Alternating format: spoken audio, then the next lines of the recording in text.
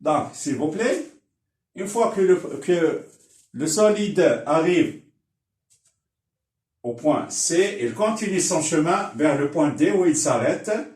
Donc, la question c'est calculer la distance CD parcourue par le solide, sachant que les frottements sur cette piste-là sont négligeables. Voilà. Les frottements sur cette piste sont négligeables. Bien. Donc, qu'est-ce que je vais faire? J'essaie d'utiliser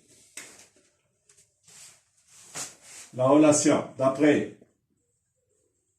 le théorème de l'énergie cinétique. Qu'est-ce qu'on a? On a delta EC égale sigma des forces extérieures, c'est-à-dire le travail de P vers CD plus le travail de R de C vers D. Bien. Alors, delta EC, c'est quoi? C'est ECD, c'est 1 demi MVD au carré moins 1 demi MVC au carré égale au travail de P, c'est moins MGH, et le travail de R, c'est 0 parce que les frottements sont négligeables. Alors, une fois que le solide arrive au point D, il s'arrête, c'est-à-dire la vitesse VD égale à 0. Donc, finalement, H, c'est la hauteur. Sur ce schéma-là, c'est cette hauteur-là. Alors, comme vous constatez que H, c'est sinus θ égale à H divisé par CD. Donc, H égale à CD multiplié par sinus θ. Donc, finalement, j'écris que c'est moins 1 demi MVC au carré égale à moins MG CD sinus θ, et finalement, j'obtiens que CD égale, c'est 1 demi MVC au carré divisé par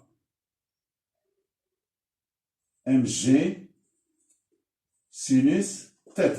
Donc, j'essaie de simplifier par les masses et je tombe sur la relation suivante que CD égale 1 demi VD VC au carré sur G sinus θ. Bien. Et on a toutes ces valeurs-là. On a VC égale à 1,2 mètres par seconde. G, c'est 10 newtons par kilogramme. Et θ, c'est 30 degrés. Donc, sinus 30, c'est 0,5. Après calcul, je tombe sur la valeur CD égale à 0,144 mètres. Donc, il va parcourir une distance de 144 mètres avant de s'arrêter plutôt. Donc, j'espère, mes chers élèves, que vous avez une idée sur cet exercice-là. Et on se verra, Inch'Allah, pour la prochaine séance. Et à bientôt.